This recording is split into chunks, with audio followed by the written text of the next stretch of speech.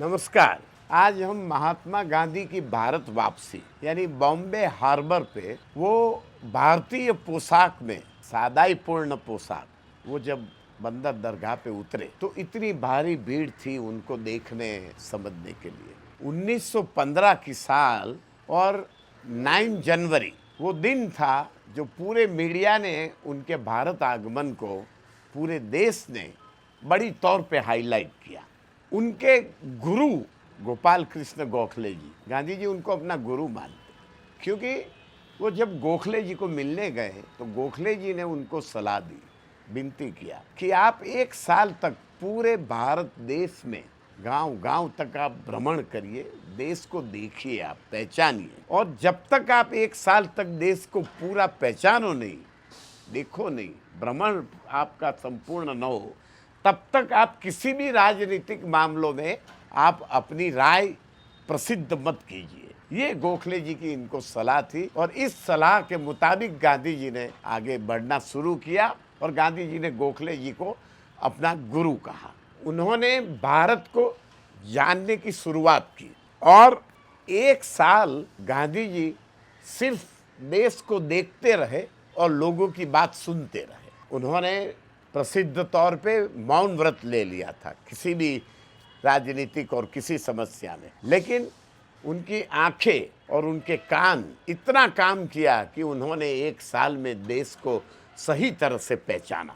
वो उसी 1 साल के दौरान उन्होंने भारत की गरीबी, भारत की ग्रामीण व्यवस्था और भारत का अर्थतंत्र और भारत की जो वास्तविक समस्याएं थी उनका उन्होंने गहन रूप से अभ्यास किया।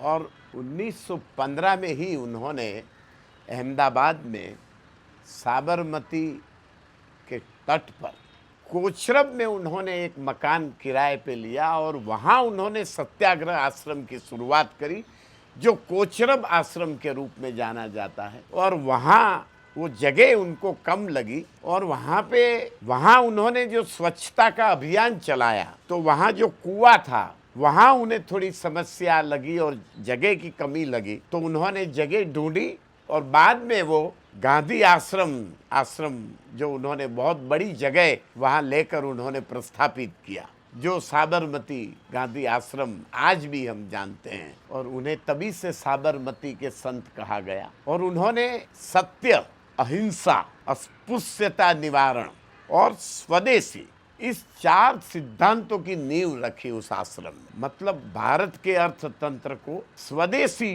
की ओर प्रयाण करने का आह्वान किया और भारत में जो भेदभाव था, जाति का भेदभाव, वो खत्म करके समानता प्रस्थापित करने की बात करी और सत्य और अहिंसा पर उन्होंने बहुत बड़ा जोर दिया। तो इनके सारे जीवन की सारी यात्राएं, उनको सारे संघर्ष में आपको केवल सत्य और अहिंसा के रास्ते ही दिखाई पड़ेंगे, क्योंकि उसी रास्ते पर उनके सारे आंदोलनों की नींव रखी गई थी।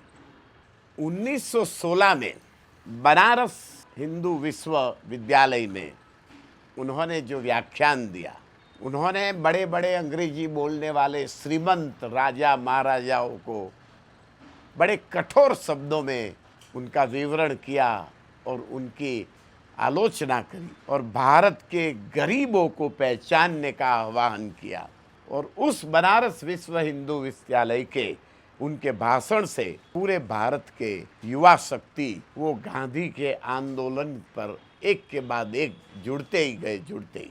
उन्होंने अपने गुरु गोखले जी के कहने पर जैसे 1 साल भारत को समझा, अभ्यास किया भारत, वो पूरे भारत भ्रमण में केवल 3rd क्लास में, 3जा वर्ग में इसको बोलते हैं, उन्होंने जो मुसाफरी करी और काशी जैसे धार्मिक स्थलों पे उसने गंदगी देखी, काफी गंद देखी, तो उन्होंने धार्मिक स्थल पर स्वच्छता का अभियान चलाया और उन्होंने पूरे देश में अपने जो आश्रम की प्रवृत्ति के साथ उन्होंने सफाई और स्वच्छता का अभियान सतत हमेशा वो चलाते ही रहे पूरे देश में, उनके हर आंदोलनों के साथ साथ। तभी उन्होंने बनारस विश्व हिंदू विश्वविद्यालय में जो व्याख्यान दिया, इसमें जो श्रीमंतों, राजाओं और अंग्रेजी बोलने वाले बड़े पढ़े लिखे लोगों की जो उन्होंने आलोचना करी और भारत को समझने का आह्वान किया, गरीबी को समझने का, भारत की समस्याओं को, तभी भारत की युवा शक्ति इनके पीछे जुड़ती चली गई।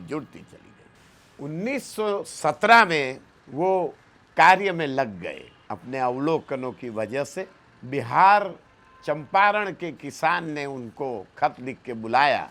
जब नींव की खेती करने वाले पर जो भारी कर बोझ और भारी दिक्कत समस्याएं थी, तो वो चंपारण गए और 1917 में उन्होंने इस चंपारण से, अपने किसानों के सत्याग्रह से, उन्होंने भारत की जनता की समस्याओं के आंदोलनों की शुरुआत करी। आने वाले अगले एपिसोड में हम इस चंपारण सत्याग्रह पर आगे जरूर हम बातचीत करेंगे। आप हमारे साथ जुड़े रहिए। धन्यवाद।